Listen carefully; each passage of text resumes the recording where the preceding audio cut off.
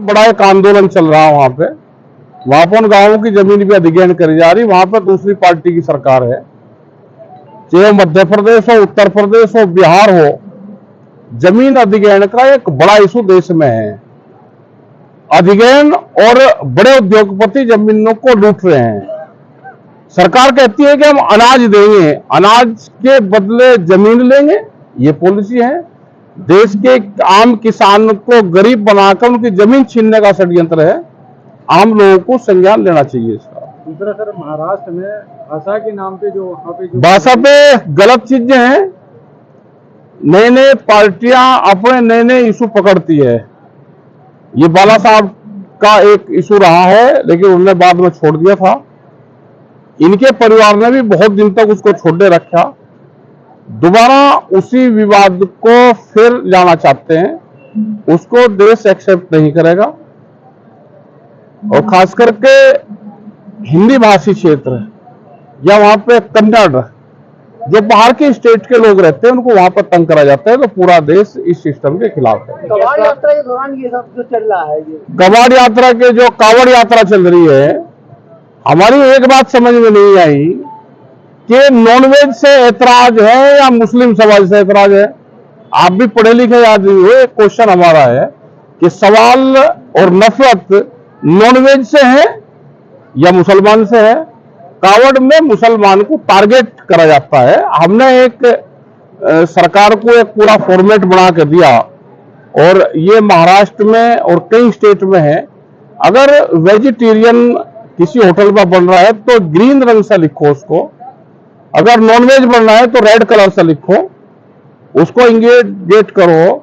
और ये कावड़ के दौरान नहीं कि 15 दिन या 1 महीना सावन का चलेगा तो उसी में ये होगा। हर होटल पे ये इंडिकेशन होना चाहिए। अगर उसमें दोनों चीज बन रही है तो आप दोनों चीज लिखो। जाति से क्या मतलब है? भारत सरकार को, स्टेट गवर्नमेंट को, और अपने जो अधिकारी है, एलआईयू के लोग भी है, पत्रकार भी है, जो हिंदू और सनातनी की बात करते हैं, उनको चिन्हित ये करे कि कौन कौन नॉनवेज है और कौन कौन ईद पे, बकरा ईद पे दावत खाने उनके घर पे जाते हैं, उनको चिन्हित कर दो। जितनी भी नॉनवेज की दुकानें हैं उस पर वहां पे बाहर एक कैमरामैन बैठा दो और वहां एक रजिस्टर बैठा दो। अगर नॉनवेज धन हो जाए 40%, 60%, तो यही लपेट रहे।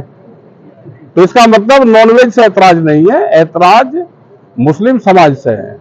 साहब, एक लखीमपुर में जब घटना हुई थी तब आपके एडीजी प्रशांत जी द्वारा समझौता कराया गया। अब एक फोटो आप लोगों की वायरल हो रही है।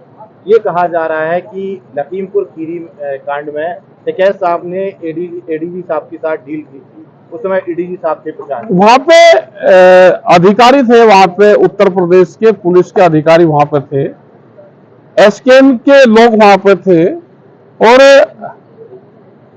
वहां पे उनके परिवार के लोग वहां पे थे। जो परिवार के लोगों ने, एसकेएम के लोगों ने जो उनको बात कही, वो वहां के अधिकारियों ने माना। और हमने 40 साल के इतिहास में हमारे बड़े लीडर यहाँ पे साथ में हैं, टिकैत साहब भी थे। जितने भी समझौते हुए, मंत्री नेताओं से कोई समझौते देश में नहीं होते, सब समझौते अधिकारी ही समझौते करता है। जो उनको उस टाइम पे हुआ, हमने कोरा पेड़ दिया और कहा कि जो आप लिख कर दे दोगे वो हम मान लेंगे। उस टाइम पे 50 लाख रुपया उन्होंने परिवारों को, जो मृतक हुए थे, वो दिया था। उनको एक नौकरी दी थी और मुकदमा लिखने की बात करी थी। यही समझौते में तय था और वही वहां पे समझौता हुआ है। लेकिन अब रिटायर हो गए, तो रिटायर होने के बाद उन्होंने भाई धन्यवाद करा है। लेकिन जब किसी पोस्ट पर रहते हैं सरकारी, उस पर, तो उस टाइम पे अपनी बात उजागर नहीं कर सकते। वो एक बड़ा वो था घटनाक्रम, क्योंकि 8 डेड बॉडियां पड़ी हुई थी। आपस में जातीय हिंसक वहां पहुंचती, तो वही एक सरल रास्ता था समझौता करना ही वहां पे, वो प्रशासन का भी, वहां के संगठन के लोगों का भी, क्योंकि 5 एक तरफ थे और 3 एक तरफ थे।